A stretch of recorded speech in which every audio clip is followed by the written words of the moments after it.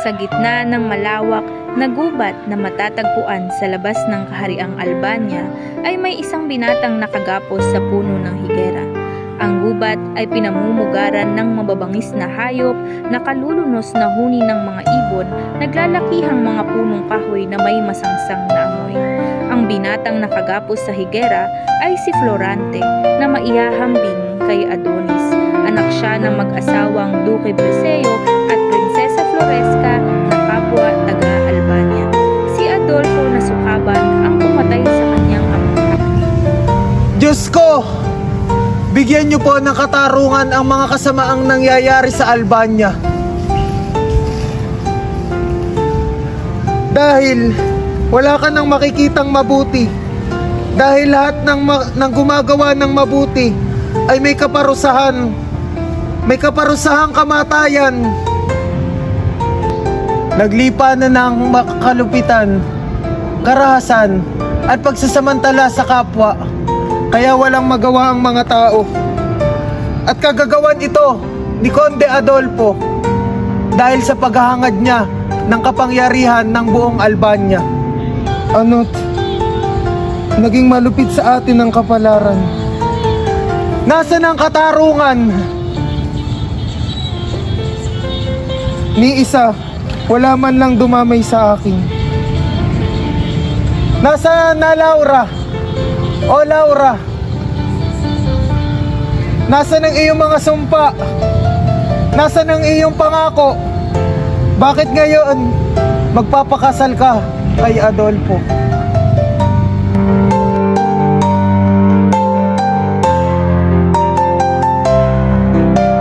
Florante, bawat sandali kay hindi ko kapiling ay katumbas ng maraming taon sa akin. Huwag kang mag-alala, ilaw ko Laura. Ang pag-ibig ko sa'yo walang mali. Florante, heto ang mga bulaklak upang mapasaya. Mahal kong Laura, ang kagandahan ng mga bulaklak na ito ay inihahalin tulad ko sa'yo. Florante, heto ang espada. Itago sa iyong pakikinig. Huwag kang mag-alala, ilaw ko Laura.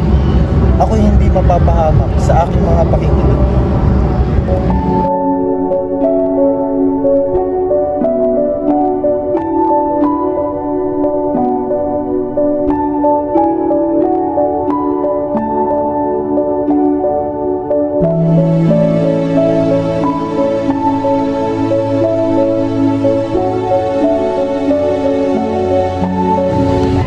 Lerida, ba't mo ako pinagpalit sa aking ama? Sa dami-dami pwedeng umago sa ba't ng ama ko pang ikinagalang na. Tapos na ang ating pagmamahalan. Ngunit patuloy pumapatak ang bawat sandaling na ikay kapiling ko. Siguro nga'y tapos na ang ating pagmamahalan. Ngunit may puwang ka pa sa aking puso.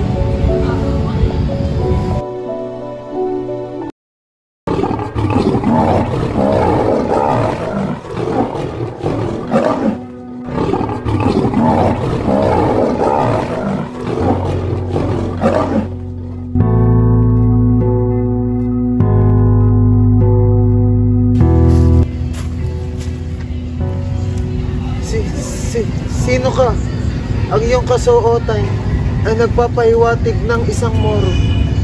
Huwag kang matakot sa akin. Oo, isa akong Moro. Magkaaway ang ating lahi. Tao rin ako, may puso't damdamin. Maraming salamat at iniligtas mo ako. Walang anuman yun.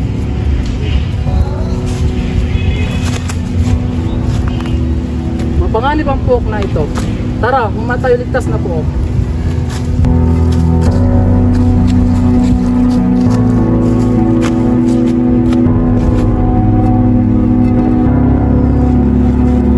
Kaibigan, may tira akong pagkain. Alam kong gutom na gutom ka na. Heto, kumain ka. Maraming salamat sa pagkain.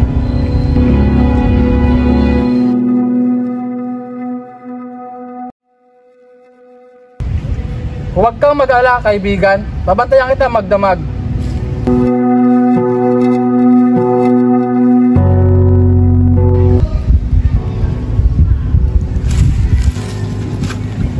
Hindi ka natulog?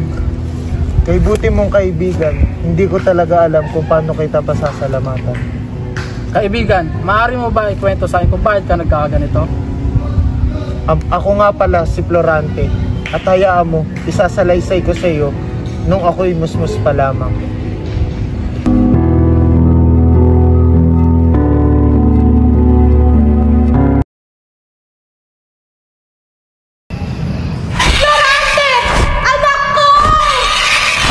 Ako na po ang bahala sa gitro ng yan. Mag-ingat ka!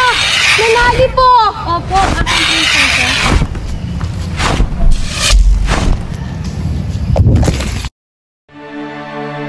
Ang aking anak, mabuti na sa mabuti siyang kalagayan. Salamat na lamang, Menalipo, kundi napahamak ng aking anak. Halina't dalhin natin siya sa kanyang ama.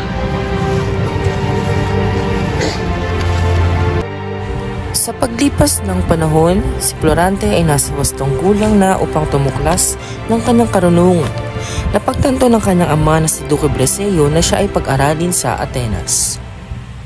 Florante, kailangan mo mag-aral sa Atenas para mahasa ang iyong kakanyahan at kaalaman. Hindi maaari mag-aral si Florante sa Atenas! Ayoko siyang mawalay sa aking piling! Paano na po ang aking ina? Batid ko ang pagmamahal ng iyong ina. Subalit kung tayo papatangay sa kalungkutan sanhi ng ating pagkakalayo, hindi mo matatagpuan ang tagumpay. Iyan ang dahilan kung bakit dapat nating pagtiisan ng lahat. Dapat pa walang kabuluhan ang luha. 11 gulang si Florante nang pumasok sa Atenas. Si Antenor ang kanyang guro. Naging kamag-aral niya si Adolfo na anak ni Conde Sileno. Huwaran si Adolfo sa kabaitan sa klase, ngunit sila ay hindi maging malapit sa isa't isa. Pagkaraan ng 6 na taon ay natuto si Florante ng astrolohiya, matematika at filosofiya. Ang ating paaralan ay magkakaroon ng pagsasadula hango sa buhay ni Reyna Yocasta. Florante, ang buhay ni Diocles ang gagampanan mo. At ang buhay naman ni Reyna Yocasta ang gagampanan ni Menandro. Ako ang dapat na sa Diocles, ngunit napili si Florante. Hindi ba nakikita ni Maestro Antenor na ako mas mahusay sa aming dalawa? Nalalapit na ang araw, Florante, sapagkat inagaw mo ang kapurihan ko.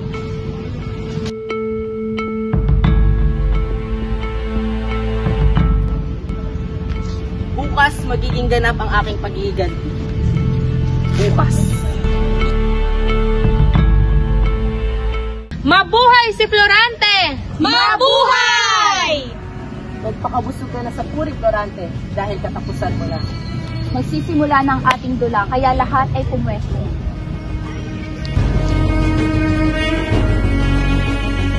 Ikaw, na umagaw sa kapurihan ko'y dapat kang mamatay! Mamatay ka! Bitawan mo yan! Ano nangyayari dito? Bakit, Adolfo? Ba't tinangka mo patayin ang iyong kababayan? Kailangan niyang mamatay sapagkat inagaw na ang karangalan ko. Isa kang habang! Ulo ko at sakit! Patayin si Adolfo! Patayin ang sukam!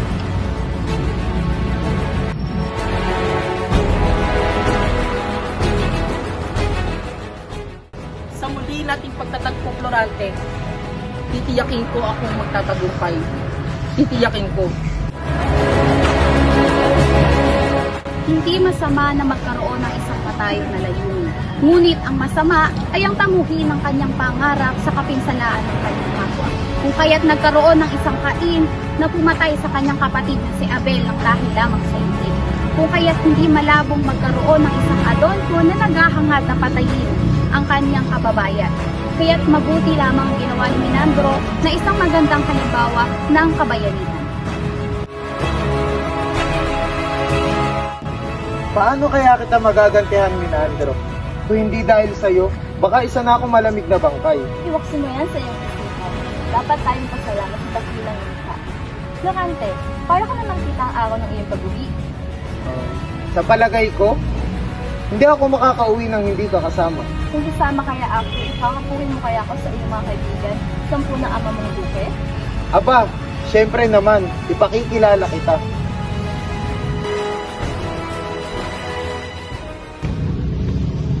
Ipagpatawad niyo po ang aking pang-aabala. May sulat po galing kay Duque Preseo mula sa Albania para kay Florante. Narito po ang sulat. Maraming salamat.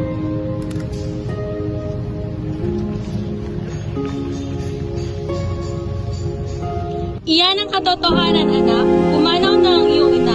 Hindi ko na ito pinaalam sa iyo noon upang huwag masira ang iyong pag-aaral. Ang iyong ama, Duque Preseo. Wala na ang aking ina! O mahabaging langit! Tatagan mo ang iyong loob, Florante. Nakikiramay ako sa iyo, Florante.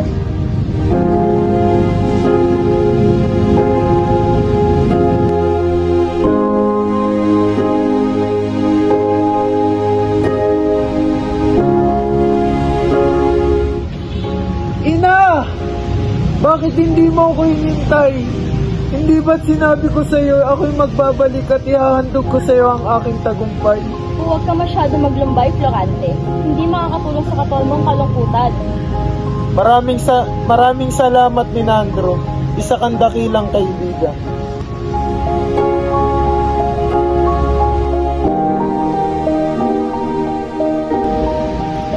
Mahal kong guro, pinapauwi na po ako sa amin. Nasa daungan na raw po ang aming sasakyan. Florante, sa iyong pagbabalik sa Albania, tandaan mo na mayroon kang isang kalaban. Ang higanti ni Adolfo ay iyong pakaingatan. At kung sasalubungin ka man niya ng ngiti, ay mag-iingat ka at huwag kang magpapahalata. At siguraduhin mong palagi nakahanda ang iyong sandata. Maraming salamat po sa paggunita aming guro. Di ba, Menandro, sasama ka sa akin? Ang pasya lamang ng aking ama ang dapat natin hingin.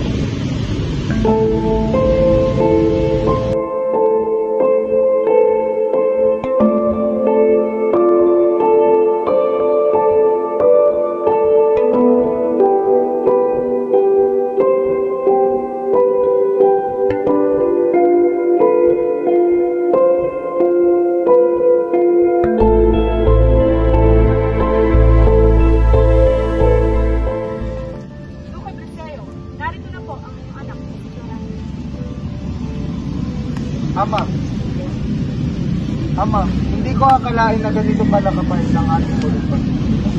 Anak, sinusubok lamang tayo ng tadhana. Marahil nga, Ama. Ama, nais ko nga po pala ipakilala sa inyo si Menandro, ang aking kaibigan. Ang aking kaibigan ay handang maglingkod sa inyo. Nabalitaan ko ang lahat tungkol sa iyo. Sa kang tunay na kaibigan, magtitiwala ako sa iyo, Menandro. Balang araw ay makakaganti rin kami sa iyo. Duque, narito na po ang sulat.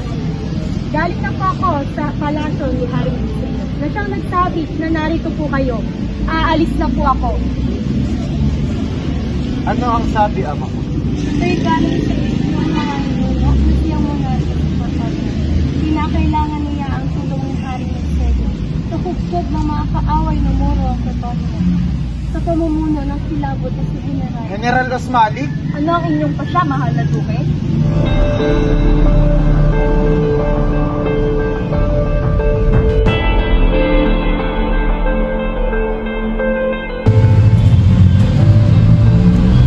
Mabuti at nagsadya ka agad sa akin. Ang Cortona ay nangangailangan ng ating utos. O Duque, sino ang binatang kasama mo? ang kiyas na ito ay kamukha ng Bunying Guerrero na aking napangarap na sinabi sa iyo na magiging haligi ng sentro ko train. Siya ang bugtong kong anak na mula sa Atenas, si Florante, na inahahandog ko sa mahal mong lupa. Ibilang mo siya bilang isang matapat na alagad. Haring Poon, ako ngayon ay nasa inyong utos. Mabuting pagdating. Mula ngayon, ikaw na ang hihalal ko bilang general ng aking hukbo, Florante. Narito pala kayo, mahal kong ama. O Laura, anak ko.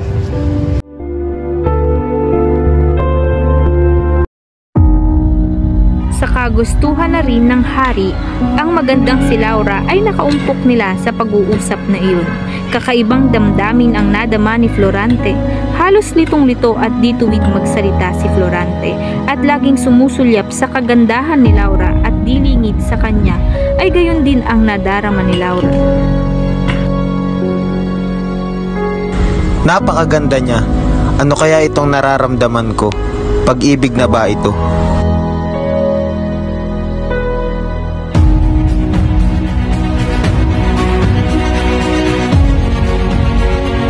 Nang matapos ang kanilang pulong, umuwi na sina Florante. Hindi mapawi ang kanyang kalungkutan dahil malapit na ang digmaan at hindi pa rin siya nakapagtatapat ng pag-ibig sa kanyang minamahal na si Laura. Nang minsan, hindi sinasadyang magkita ang dalawang nag-iibigan. Anong hiwaga ng pagkakataon? Parang hindi ako makapaniwala na sa mga sandaling ito humihinga pa. Nalalaman ko ang sanhi ng iyong kaluluwa. Ipinagluluksa mo ang pagpanaw ng iyong ito. Hindi sa gayon, Laura. Subalit, ang aking kalungkutang nadarama ay simula nung ikay makilala. Kung gayon, ikinalulungkot ko ang unang nating pagkakataon. Hindi mo ako maintindihan, Laura. Ang kalungkutan sa damdamin kong ito ay nagmula sa pag-ibig ko sa iyo na hindi ko maipahayag. O Laura, iniibig kita at bago ako magpatungo sa digmaan, ay nais kong humingi sa iyo ng liwanag na isinamo ko. Hindi ko nais na lumisan kang malungkot, Florante. O kay ligaya ko, Laura, ang mga luhang iyan ay masasabi kong ako ang pinakamapalad sa daigdig. Florante, umakit ka at umasang papatnubayan ka ng aking mga lalaki.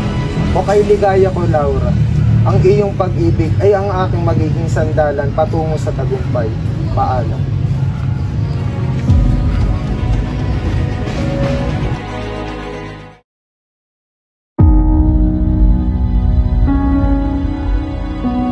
O Diyos na mahabagin, huwag mo pong ipahintulot na mapahamak si Florante. Patnubayan niyo po siya ng inyong mapagpalang kamay.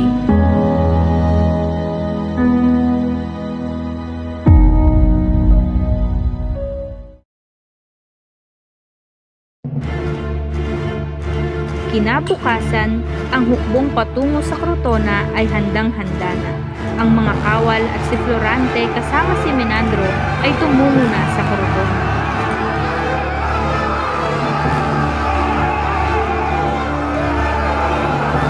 At gaya ng kanilang plano, tila limbas na nagsisilakay sina Florante at Menandro.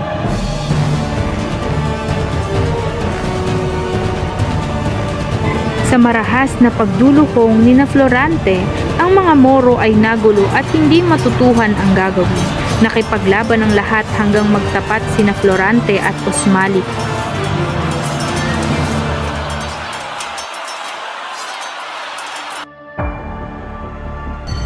Kung ako ang hinahanap mo, magpatata ka na yun, mayabang na general. Ikaw pala ang sinasabing Osmalik ha. Pasusubukan ko ngayon ng tapang mo. Ito ang nararapat sa'yo. Ito lang ang katapusan mo!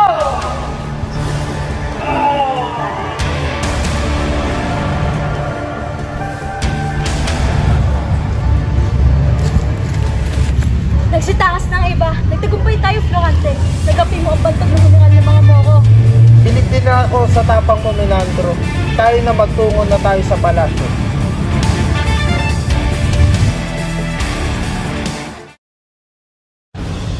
Iniisip ni Florante ang kanyang minamahal na si Laura. Bumalik sila agad sa palasyo, ngunit mayroong napansin si Florante. Saglit lang. Hindi ba ako namamalikmata lamang? Tingnan mo, Ang watawat ng mga Moro ay nasa itaas na ng palasyo ng Albania. Pinasok ng mga Morong Albania. Pinasok habang tayo nasa Cortona. Pilay, may kasama silang babae, General. Hindi ko masyado maaninag. Si Laura? Siya nga! Si Laura nga, Florante! Mamamatay kayong lahat!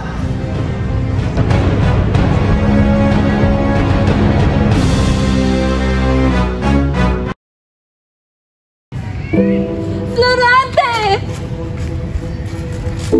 Laura, o aking Laura, ano ang nangyari? Salamat at ako'y iyong nailigtas sa tiyak na kamatayan. Ang buong kaharian ay hawak ngayon ng mga Moro. Ang aking ama at si Duque Brescio ngayon nakakulong.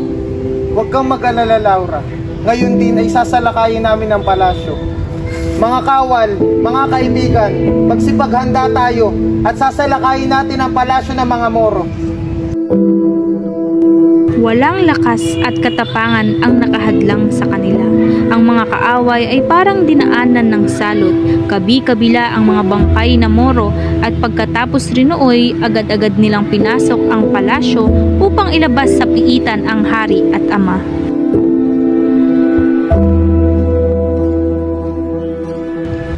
Talagang sa kanya na humaling ang hari. Kung mayroong anay na sumisira sa kahoy, ako ang yaong anay na sisira sa inyong lahat.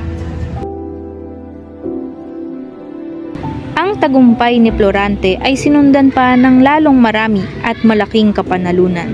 17 kaharian ang gumalang at sumuko sa kanyang katapangan. Ilang buwan ang lumipas, muling sinalakay ang Albania. Pumasok ang Turko sa pamumuno ni General Miramolim. At sa kahuli-hulihan ay nanalong muli sila sa laban sa mga mapanakop na nilalang. Nasa karihaan ng Etolya sina Florante pagkatapos ng laban nang may dumating na liham galing kay Haring Linceo. General, may sulat po mula kay Haring Linceo. Maraming salamat. Anong sabi, Florante? Paalam muna, Menandro. Uuwi muna ako sa Albania. Iwan ko raw muna sa iyo ang hukbo. Paalam muna, Menandro. Aalis na ako.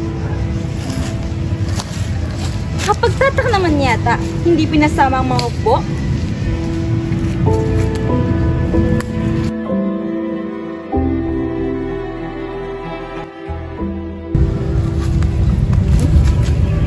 Anong ibig sabihin nito? Hindi nyo ba ako kilala? Ikinalulungkot po namin, General, ngunit ito po ay pinag-utos sa amin. Ano to? Bitawan niyo ako! Sa inyo ang sabihin!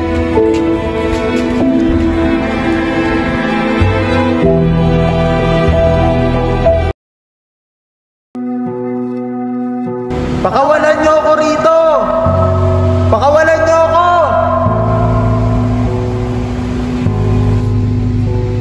Magandang gabi, inutil na General. Kumusta sa iyong kwarto? Maganda ba? Bakit? Paano? Bakit nasa iyo ang sentrong Corona? Taksil ka! Paano mo nagawa sa sarili mong bayan ito? Nasaan na ang hari at aking ama?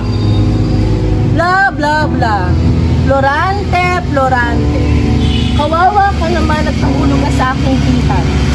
Alam mo ba, pinugutan ko lang naman ng ulo ang iyong ama at ang hangal na hari dahil sa hindi siya karapat-dapat na mamuno dito sa Albania. Mga walang utak. Pakawalan mo ako rito. Pagbabayaran mo ito ng mahal, Adolfo. Pero hindi ko maisip kung paano naging hari ang isang duwag. Ha ha ha ha ha ha ha ha.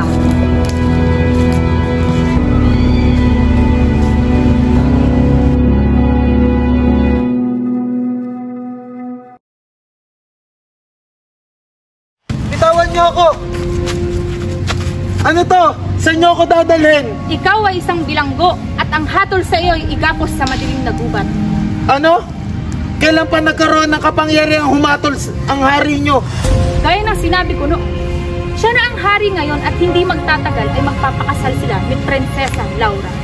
Patutunayan ko sa inyo na hindi karapat-dapat maghari si Adolfo at hindi rin ipakakasal si Laura sa duwag niyong hari. Ngunit huli ka na at wala ka nang magagawa. Bitawan niyo ako!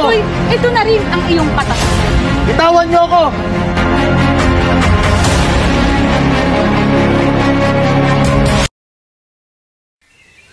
Parang nakikiramay ang kapaligiran sa kanya. Mistula itong libingan na ang tanging maririnig ay huni ng ibon at mumunting hayop. Isa man ay walang makakadamay sa kanya. Ang kanyang ama ay wala na. Si Menandro ay walang kaalam-alam na naiwan sa Etolia at si Laura ay nasa kapangyarihan ng malupit na konde.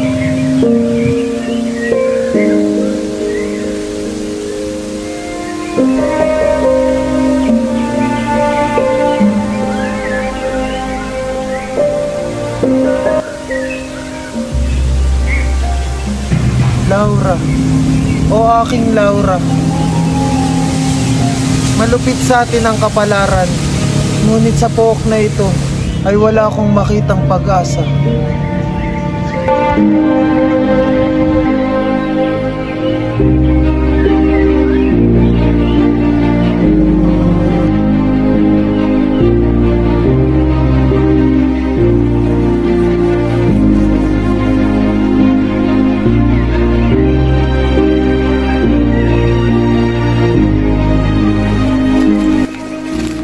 Napakadilim na gubat na ito. Dito muna ako magpalipas ng pagod. Saklolo!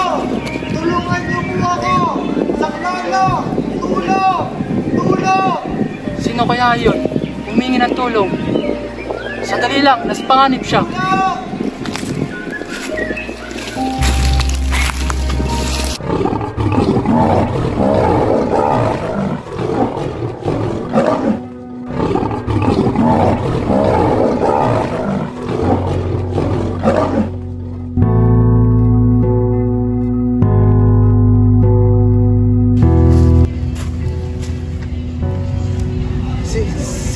Sino ka?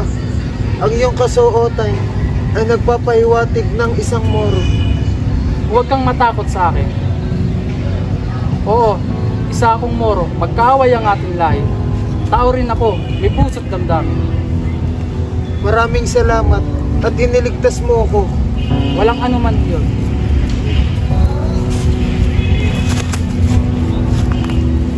Mapanganib ang puok na ito. Tara, humatayo, ligtas na po.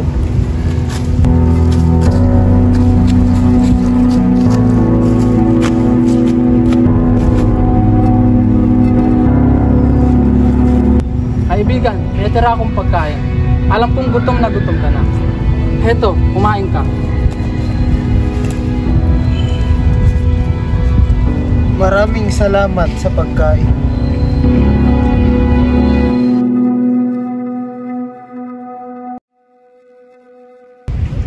Huwag kang mag-alala, kaibigan. Babantayan kita magdamag.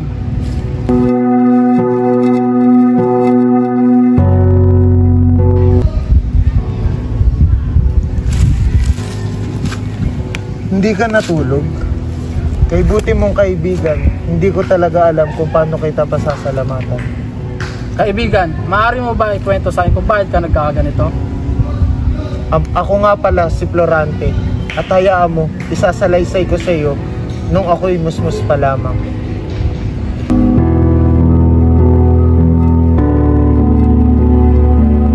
At sa tuwing naaalala ko si Laura, tila'y nawawalan ako ng diwa. Masalimuot pa ng buhay mo, Florante. Ako rin, kagaya mo, isang sawi. Isinalaysay ni Aladdin ang ilang bahagi ng kanyang kahapon kay Florante, pati na rin ang dahilan ng alitan nilang mag-ama. Samantala, sa kabilang banda sa Etolia, habang nagkakasiyahan sina Menandro, may dumating na liham mula kay Laura. Agad silang nagtungo sa Albania. At nang sila'y makarating sa kaharian ng Albania, pinatay nila ang mga mananakop sa pamumuno ni Adolfo. Habang nagkakagulo ang mga tao sa Albania, tumakas ang hukbon Adolfo kasama si Laura.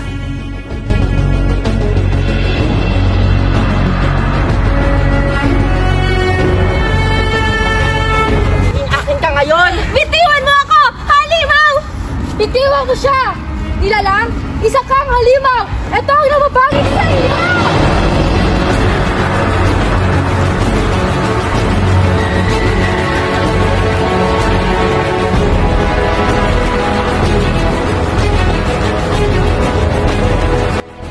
Maraming salamat. Maaari ko bang malaman ang iyong pangalan? Ako ay si Clarida. Maraming salamat, Clarida. Kung hindi dahil sa iyo ay naituloy na ni Adolfo ang kanyang masamang balak. Siya nga pala, ako si Laura. Ikinagagalak lang kilala, Laura.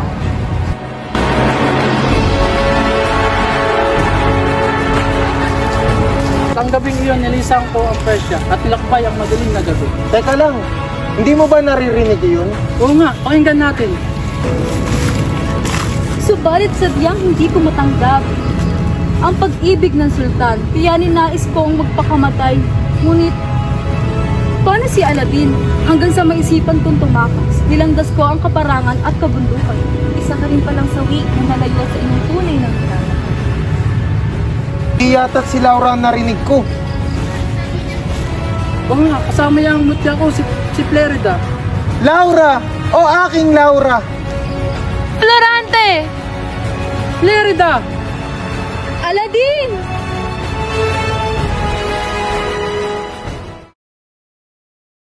Sa pagkumpas ng iyong kamay, aking landas ginagabay. Nag-iisang tiyak sa 1,000 duda, silong sa iyak at pagluluksa.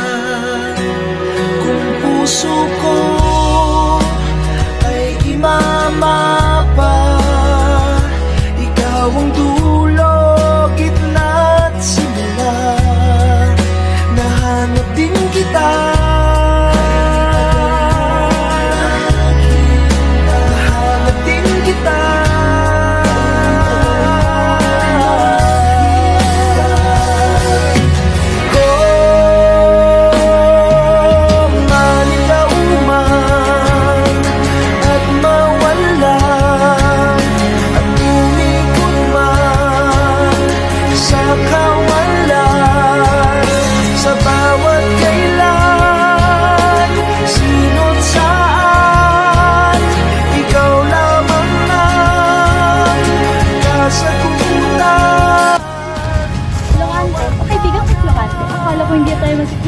Menandro, salamat.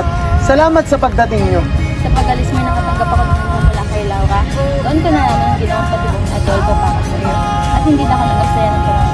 Agad kong niligo ng mga tukwa upang isubin ng Albania. At nagtagumpay kami. Hinanap ko kayo, pati na si Adolfo, ngunit hindi ko matagpuan. Hay ganda ng pagkakataon ngayon. Wala nang liligali sa bayan ng Albania. At nilisa nila ang madawag na kagubatang iyon upang magbalik sa Albania. Nang lumulutang, walang pupuntahan, walang dahilan. Parang ulap na walang dalang ulan, kamang walang kumot at bihag ako ng pagtataka. May saysay ba ang paglalakbay, ngunit nahanap din kita. Nahanap kita.